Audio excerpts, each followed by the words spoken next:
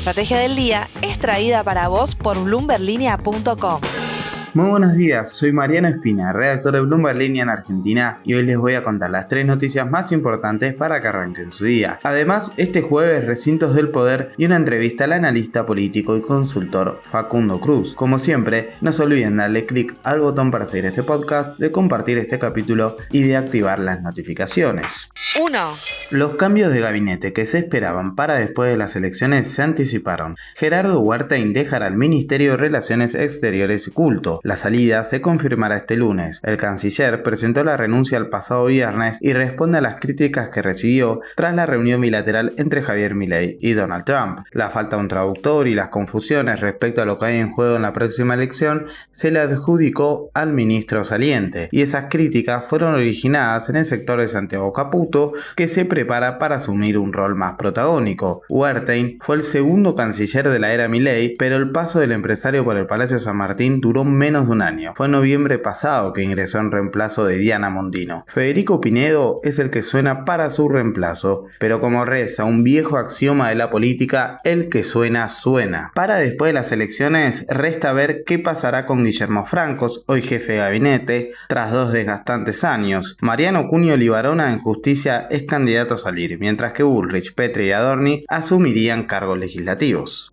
2. La presión cambiaria en Argentina se mantiene en las jornadas previas a las elecciones, a pesar de las señales de apoyo por parte del gobierno de Estados Unidos. El miércoles se inició con una suba del dólar mayorista para cerrar finalmente con una moderada apreciación del peso argentino. Esta situación obligó al Banco Central a intervenir en el mercado de cambios. El martes lo hizo con ventas por 45,5 millones de dólares y el miércoles, según información de Bloomberg, con participación del JP Morgan y del Citigroup, participaron en el mercado spot para apoyar las ventas de divisas del Tesoro norteamericano, que ayer se estiman entre 400 y 500 millones de dólares. De confirmarse, representaría la mayor intervención hasta la fecha. En otros datos de la jornada, la economía argentina registró una ligera expansión mensual en agosto, creció el 0,3% con respecto a julio, tras 3 meses consecutivos de contracción. Desde agosto del año pasado, la economía creció un 2,4%, ligeramente por encima de la estimación media de los economistas, que era del 2,3%. 3. Temporada de balances en Wall Street. Tesla obtuvo unas ganancias en el tercer trimestre inferiores a las expectativas de Wall Street, a pesar del récord de ventas de vehículos eléctricos, una señal de la presión a la que se enfrentan los fabricantes de automóviles eléctricos por los cambios en las políticas federales y el aumento de los costos. La acción de la empresa de Elon Musk cayó el 0,80% en Wall Street. Las acciones de Netflix se desplomaron el 10% en la bolsa de Nueva York, luego de que la compañía reconociera un cargo contable extraordinario por una disputa impositiva en Brasil, y a pesar de haber reportado ingresos y crecimiento de suscriptores alineados con las expectativas, el gasto inesperado afectó el margen operativo del trimestre y alimentó una reacción negativa entre los inversionistas. Y vamos a una empresa más cercana, Vista Energy, la petrolera argentina que concentra sus operaciones en la formación no convencional de Vaca Muerta. Reportó ingresos por encima de los esperados por el mercado y las ganancias treparon a 315 millones de dólares, un salto del 149% interanual que se explica principalmente por la adquisición a Petronas del 50% de la participación en el bloque La Amarga Chica, pero también por precios ligeramente más altos que el trimestre pasado y por un ajuste en los costos operativos. El ADR de la petrolera de Miguel Galucho en Wall Street cerró este miércoles a $35,6 por acción tras una suba del 1,80% y operaba con alzas en el aftermarket. Está lejos del récord de enero de los $59, pero el consenso de los analistas de Bloomberg proyecta un precio objetivo de $61 para los próximos 12 meses.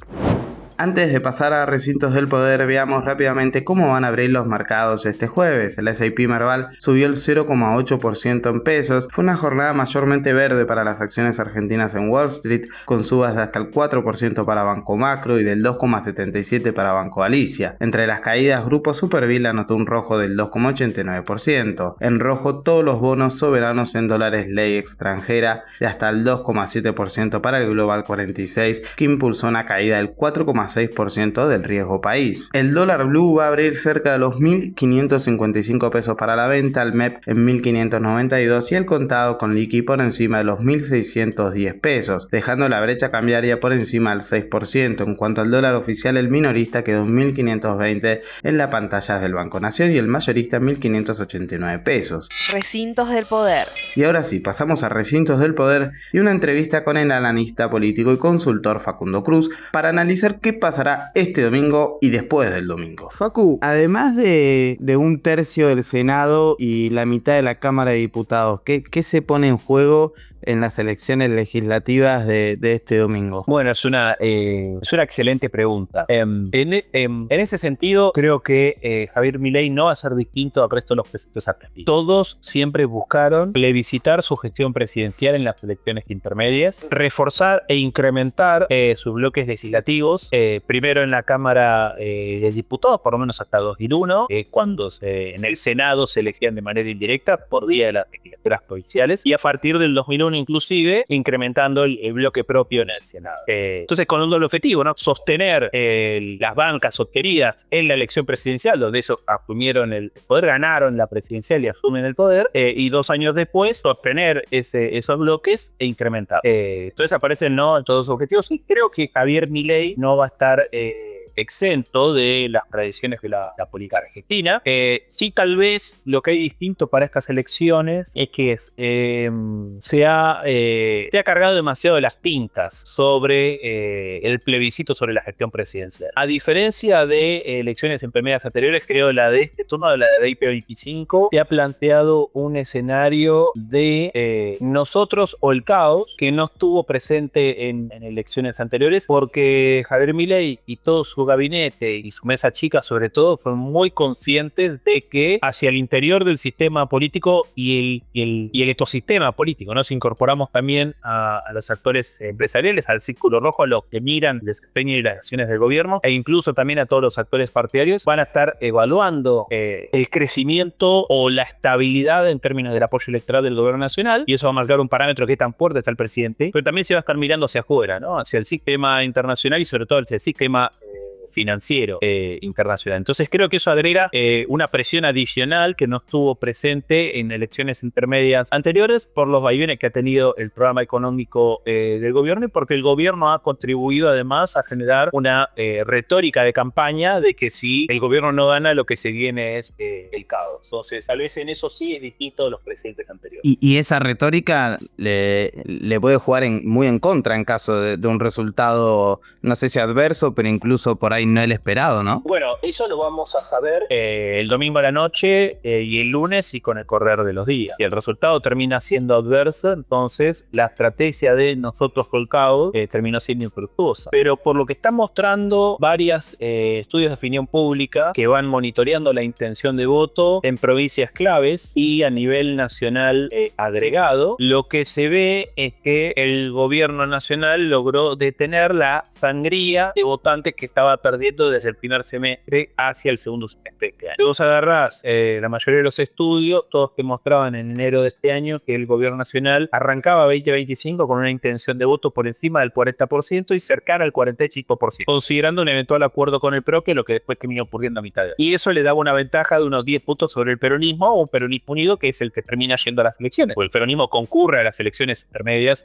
con mayor unidad que la que concurrió en 2017, va para la presidencia de Macri. Ahora, llegado a octubre, 1 de octubre, la intención de voto del gobierno nacional ronda los 35 puntos, 36, 37, dependiendo del estudio que mires. Eso te muestra una pérdida de 10 puntos porcentuales de intención de voto desde 1 de octubre y te da más o menos una pérdida de 1 punto porcentual por mes. Eso fue una sangría de votantes que al comienzo de año confiaban en el programa económico del gobierno y en el gobierno y en Javier Milei, con el correr de los meses fueron botándole la mano. Ahora, la retórica de construcción de nosotros o el caos, y caos en este sentido es igual a peronismo. Si gana el peronismo, vuelve el caos, vuelve Cristina, y en 2 años ganan las elecciones, y le sirvió para frenar ese drenaje y sostuvo, dependiendo qué estudio mides, una intención de voto en torno al 35% a nivel nacional agregado, que es lo que se estima que estaría llegar. ¿Puede ocurrir o no puede ocurrir ese escenario? Pero dadas las percepciones actuales de la sociedad en términos de cómo están evaluando la gestión económica presente y cómo ven el futuro económico del país y a nivel personal, como la negatividad aumentó y el pesimismo futuro aumentó y hoy ronda el 50% de los consultados en varios estudios, entonces te diría que con esa retórica lograron sostener un poco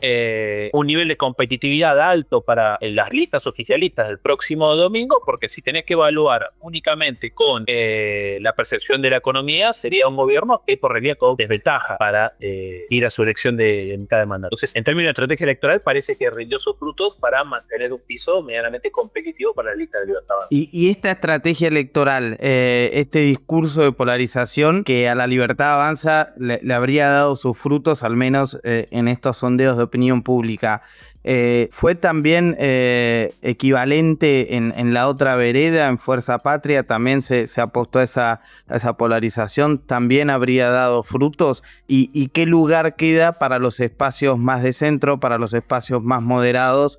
Esas avenidas que siempre se proponen del medio y que después se terminan angostando bastante cuando llega la elección, al menos en los últimos años. Voy a arrancar por la última. Coincido en la mirada de que hay una demanda de la sociedad argentina hace ya varios años, y te diría una década, porque que intenta, o hay una demanda de la sociedad argentina que le exige y le pide a la dirigencia política mayores niveles de consenso y menores niveles de confrontación. Y eso no ha ocurrido.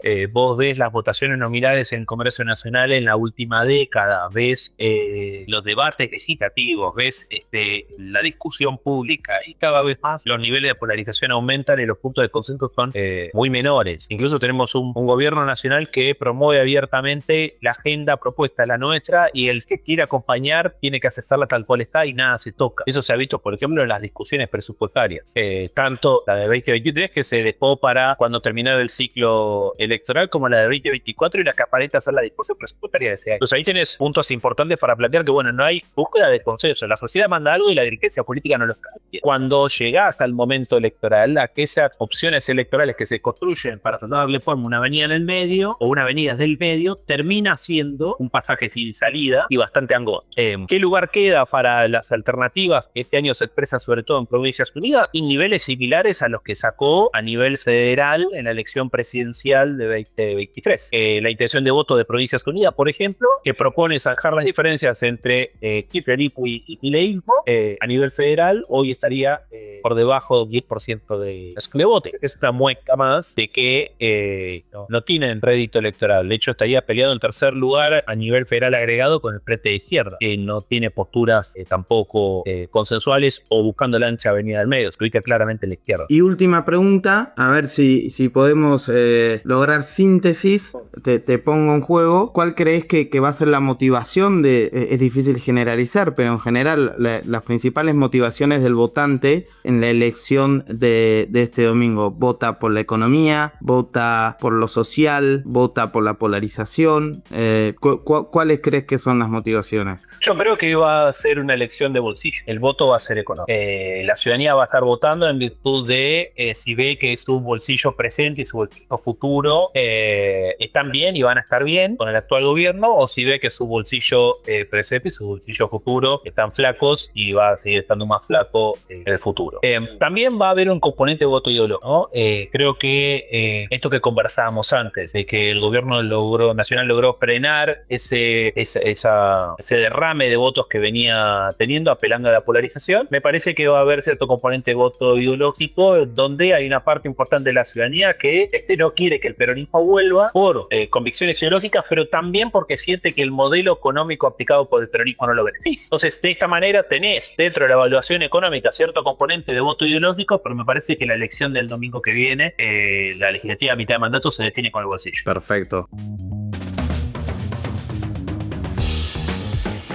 Esto fue un nuevo capítulo de la Estrategia del Día Argentina. Yo soy Mariano Espina, redactor de Bloomberg Línea, y me podés seguir en X en @espinamariano. Muchas gracias por habernos acompañado hasta acá y nos reencontramos mañana.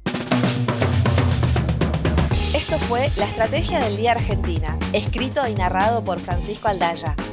Producido por Arturo Luna y Daniela Hernández. Que tengas un día muy productivo.